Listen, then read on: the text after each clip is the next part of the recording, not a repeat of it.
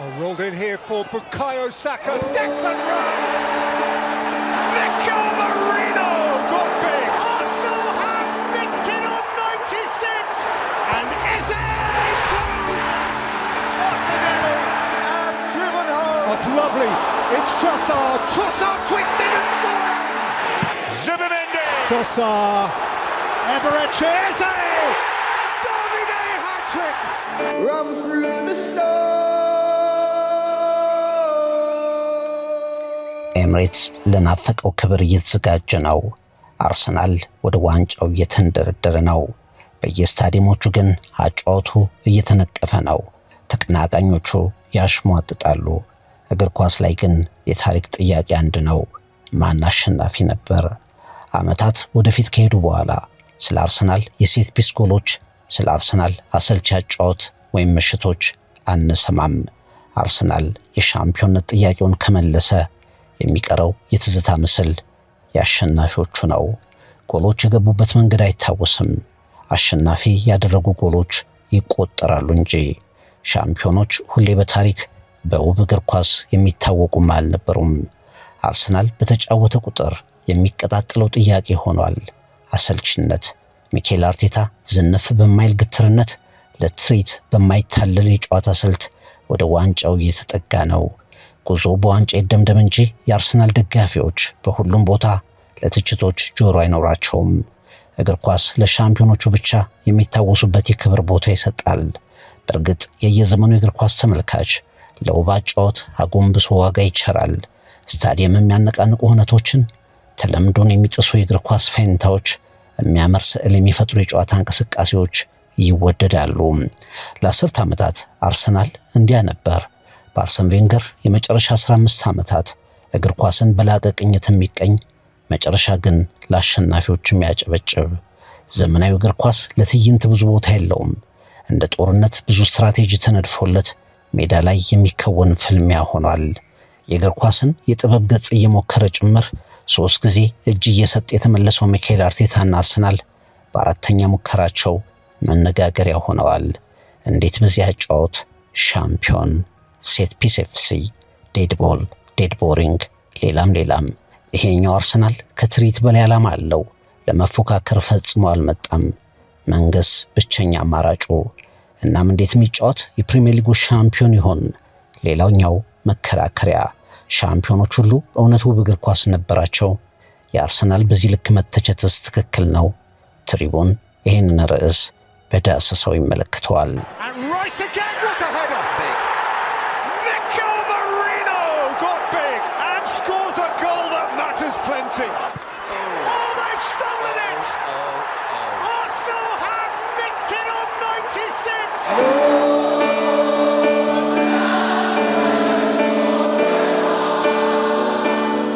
አርሰናል ቢሸነፍም በዘንድሮ ፕሪሚየር ሊግ ከፍ ብሎ የሚጠራው ስም ኮርናዎቹ፣ የቆሙ ኳሶቹ፣ የማዕዘን ምቶቹ፣ ልምምድ እንደተደረገባቸው የጥበብ ትዕይንቶች፣ የተጋጣሚዎችን ተጫዋቾች በቆመ ኳስና በመከላከል ሂደት የሚያፍንበት መንገድ የተቀናበረም ይመስል የሚያስቆጥራቸው ጎሎች ድንገቴ በእግር ኳስ የጨዋታ መሃል ራሳቸውን የሚወልዱ ሳይሆኑ የታቀዱ ዲዛይን የተደረጉ የሚመስሉ ወግ አጥባቂ፣ በጣም በጥንቃቄ ብቻ የሚጫወት መትረፍና ማሸነፍ ብቻ ዓላማው ውብ እግር ኳስ የክለቡ ባህል እንደነበረ እንኳ ፍንጭ ሳይተው አቅጣጫ የቀየረ ትችቶችም ሙገሳዎችም እየተቀበለ የመጨረሻው ምዕራፍ ላይ ደርሷል።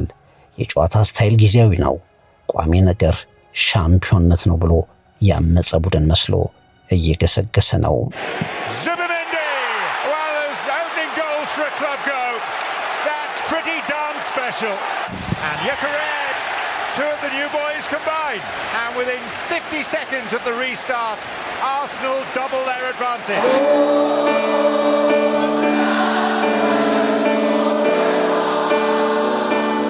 ውብ እግር ኳስ የታለ? ይሄ ቡድን ሻምፒዮን ከሆነ የሊጉ ደካማው ሻምፒዮን ነው። መጫወት አይፈልጉም። ሰዓት አባካይ ቡድን፣ ልንመለከተው የማንፈልገው ቡድን። ብዙ ትችቶች መድፈኞቹ በተጫወቱ በተሸነፉም ባሸነፉም አቻ በወጡም ቁጥር እየተሰጣቸው ነው። የእግር ኳስ ክርክሮች፣ የቴሌቪዥን ስቱዲዮዎች፣ የሶሻል ሚዲያ ትሬንዶች፣ የተቀናቃኝ ስታዲየሞችና ደጋፊዎቻቸው የአርሰናልን ጨዋታ ተከትሎ የማያባራ አስተያየት ያጎርፋሉ። አሰልቺ፣ ፈጠራ የጎደለው፣ ለቆሙ ኳሶች ከመጠን በላይ የተገዛ ሌላም።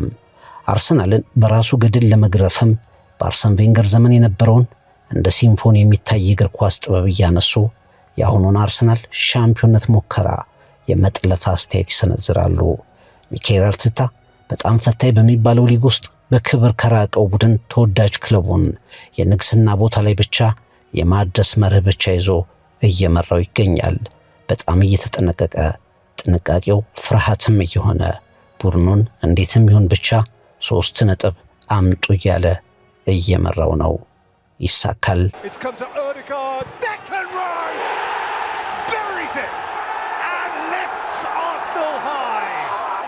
Thrashed out by Martinelli and driven home redemptively by Gabriel. Rolled in here for Bukayo Saka. Declan Rice. ሚኬል አርቴታ በ2019 አርሰናልን ሲረከብ ለተጋጣሚዎቹ ተጋላጭ ቡድን ነበር። ራስ መተማመን ሸሽቷል። የአሁኑ አይነት የማይሰበር መከላከል ምልክቱ እንኳን አልነበረም። በሊጉ ሻምፒዮን ቡድኖችና በአርሰናል መካከል ያለው ልዩነት በእርግጥ በቀላሉ ከፍ ብሎ የሚታይ ነበር። ሚኬል አርቴታ መከላከሉን ወደ ላቀ ደረጃ ሰቀለው። የኳስ ቁጥጥር ካላማ ጋር ቡድኖችን ፕረስ ማድረግ በተመጋጋቢ ሁኔታ፣ የቆሙ ኳሶች ዝግጅት ፈጽሞ በላቀ ባልታየም መንገድ በላብራቶሪ እንደሚደረጉ የድግግሞሽ ሙከራዎች አርሰናል ሜዳ ላይ የሚያደርጋቸውን ነገሮች ደጋግሞ በልምምድ ሞርዶ የሚመጣ ክለብ ሆነ። እያንዳንዱ ተጫዋች የት እንደሚሮጥ፣ ለምን እንደሚሮጥ፣ ምን አይነት ሚና እንደሚወጣ የሚያውቅ ሆነ። የቆመ ኳስ አጠቃቀሙ ለተጋጣሚዎች ሁሉ የቤት ስራም ሆነ። በኮርና ጎሎቹ ወደ ሪካርድ ማህደር ተንደረደረ። ለቡድኖች እድል የሚነፍግበት መከላከል ተጋጣሚዎቹን በብስጭት ውስጥ እንዲወድቁ አደረገ። ያ ያልተወደደ መንገድ ግን የአርሰናልን የ22 ዓመት ጥያቄ ለመመለስ የተቃረበ መሰለም።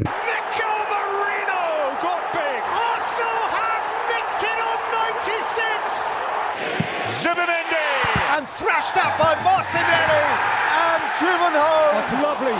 It's Trossard. Trossard twisting and scoring.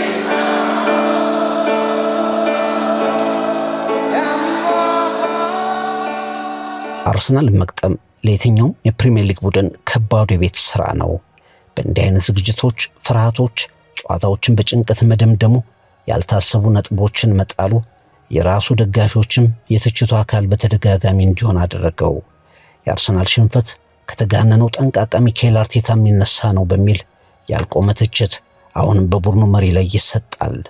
አርሰናል በትዕግስት የሚጫወት የአንድ ለባዶ ድሎችን ብቻ 10 ጊዜ በመከላከል ይዞ የወጣ፣ ኮርናዎችና የቆሙ ኳሶች ደጋግመው ያተረፉት፣ የሊጉ መሪ ሆኖ እንዲዘልቅ ያገዙት ክለብ ሆኖ ቀጥሏል።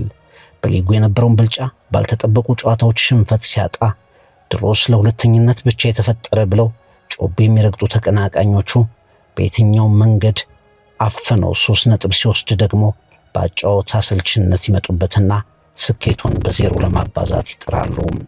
በወጥነት ነጥቦችን መሰብሰብ ብቻ ጨዋታዎችን ሂደት በሂደት መቆጣጠርን፣ ስሜታዊነትን ማስወገድን አጥብቆ ወደ ቡድኑ ያስገባው ሚኬል አርቴታ ግን በአዲስ መንገድ አርሰናልን ለማንገስ ብቻ እየሰራ ይገኛል።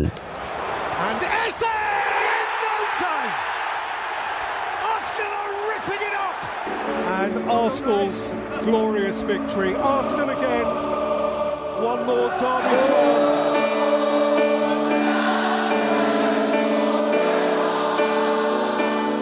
እያንዳንዱ የአርሰናል ጨዋታ የድራማ ያህል ነው።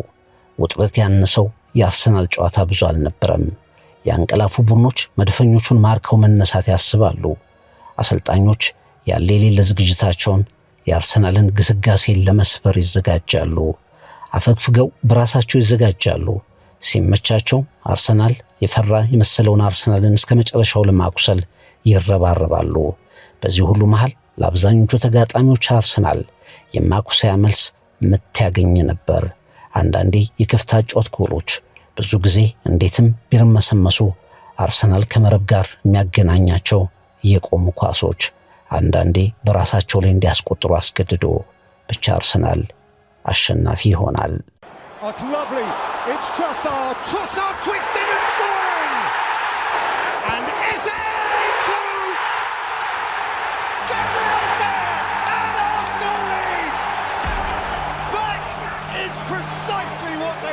በ3 ተከታታይ የውድድር ዓመታት እግር ኳስን መጥፎ ጣዕም እየቀመሰ የመጣው ሚኬል አርቴታና ቡድኑ አርሰናል ሻምፒዮኖች በጀብድ የሚጫወቱ እንዳልሆነ ከተሞክሯቸው አውቀዋል። በጽናት በከፍተኛ ትኩረት በተዋጣለት ዝግጅት ብቻ ስህተታቸውን እንደሚያርሙ ተረድተዋል። የፕሪሚየር ሊጉ አዝናኝ ቡድን ለመሆን አንዳች ሙከራ አያደርጉም። ነገር ግን የትኛውም ተጋጣሚ በቀላሉ የማይረታ ቡድን ለመሆን እንደሚሰሩ ውጤታቸው ይናገራል። ሻምፒዮን ሆኖ ያጠናቁ እንጂ የሚሰጣቸው ስያሜ፣ የሚሰነዘርባቸው አሽሙር ፈጽሞ አያሳስባቸውም። ለአርሰናል ሁለተኝነት ከፍታ ተደርጎ አይወሰድም። እየሞከሩ እየሰሩ እየተዘጋጁ እየቻሉ አለመድረስን የሚያስታውስ ደረጃ ነው። እናም ሻምፒዮንነት እንጂ ጥሩ የሚጫወት ቡድን ተብሎ መታወስ የቡድኑ ዋና ዓላማ አይደለም።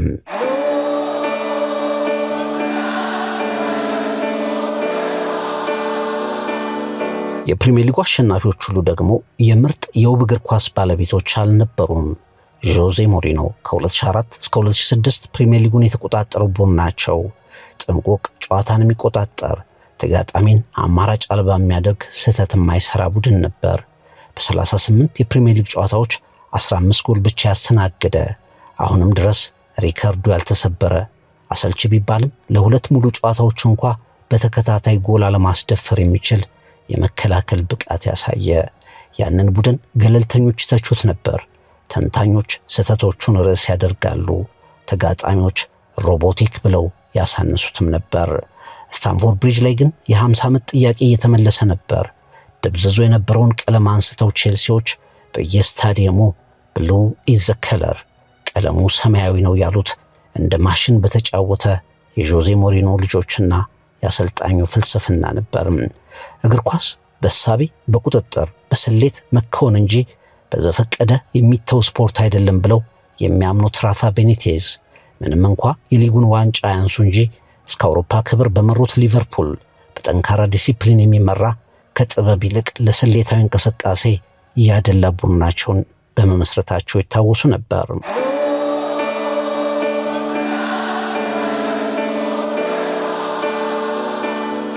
በ3-4-3 አሰላለፍ የ2016-17 የውድድር ዋንጫን ለቼልሲ ያመጡት ጣሊያናዊ አሰልጣኝ አንቶኒዮ ኮንቴ ቡድን እንዲሁ ከውብ አጨዋወት ይልቅ ለታክቲክ አቀራረቡ ዋጋ የሚሰጥ ቡድን ነበር። 30 የፕሪሚየር ሊግ ጨዋታዎችን ያሸነፈው የኮንቴ ቡድን እንደ ወታደር ጥንቁቅ በመሆኑ ይታወሳል። የ2015-16ቱ ያልታሰበው ሻምፒዮን ሌስተር፣ የ2008ቱ 9 የፈርጉሰን ማንቸስተር ዩናይትድ የመከላከል ዲሲፕሊን፣ የጨዋታ መግደያ አጋጣሚ የመጠቀም አቅም፣ ሻምፒዮንነት፣ አዝናኝነት ዋና ባህሪያቸው አልነበረም። እናም የሚኬል አርቴታ ቡድን በፕሪሚየር ሊጉ ባልታየ ሁኔታ ለምን በዚህ ልክ ይተቻል? ጥያቄው ይቀጥላል።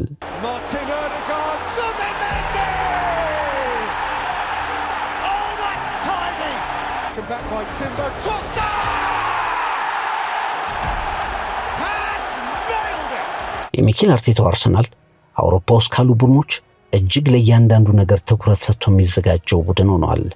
በአውሮፓ ቻምፒየንስ ሊግ እስከ ፍጻሜው ለመድረስ ግምት ተሰጥቶታል። በእንግሊዝ 3ቱም ውድድሮች ላይ አለ። ጥያቄዎችና ፈተናዎች ሲያጋጥሙት መልስ መስጠት የሚችል ቡድን፣ ብርቱ ቡድን ሆኗል። የቆሙ ኳሶች አጠቃቀሙ መነጋገሪያ አድርገውታል። አንዳንዶቹም ደግሞ እየኮረጁት ነው። ሁሉም ተጋጣሚዎቹ ደግሞ ማርከሻው ላይ ይነጋገራሉ። ቁጥራቸው ቀላል የማይባሉ ተቺዎቹ ለእግር ኳስ የማይሆን ፈጠራ አልባ ኢንቨንስብልስን በታሪክ በፈጠረው ክለብ ውስጥ መሞከር መታየት የሌለበት ታክቲክ እያሉ አርሰናልን የሚያሳድዱ ትችቶች እያከታተሉ ይገኛሉ።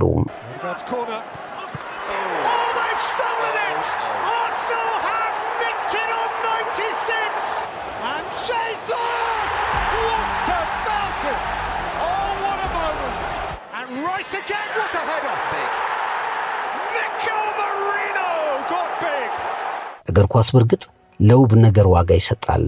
አርቴታ የ22 ዓመት ጥያቄ ለመመለስ እየተንደረደረ የአርሰን ቬንገርን ሲምፎኒ ያስታውሳል። ደጋፊዎች እንደነበሩበት ሁነት ምርጥ የሚባሉ ክስተቶችንና ምስሎችን እንዲደገሙላቸው ይፈልጋሉ። አልተሳሳቱም። ግን ሁሉም አሸናፊዎች የራሳቸውም አስጨናቂ ፈተናዎች፣ የማያምሩ ግን በድል የተጠናቀቁ ምሽቶች ነበሯቸው። እንደ ማራቶን በአድካሚው ምዕራፍ ላይ ብርታት በድል እንደሚደመድሙ ማራቶን ሻምፒዮኖች በርትተው የሚገኙት ብቻ ሻምፒዮን ይሆናሉ። እንደ ቲያትር ጥሩ የተጫወቱ ተብለው የእግር ኳስ ተጫዋቾች አይሸለሙም። የእግር ኳስ ቡድኖችም አይበረታቱም።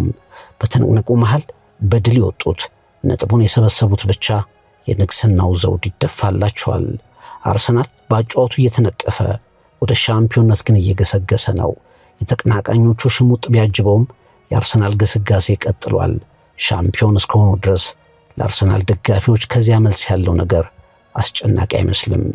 ትሪቡን ዳሰሳ ሻምፒዮኖች ሁሉ የውብ እግር ኳስ ባለቤት አልነበሩም። Rolled in here for Bukayo Saka, Declan Rice! Mikel Merino got big! Arsenal have nicked it on 96! And Eze Martinelli have driven home! That's lovely. It's Trossard. Trossard twisting and scoring! Zubimendi! Trossard. Eberechi Eze! Derby Day hat-trick! Run through the snow.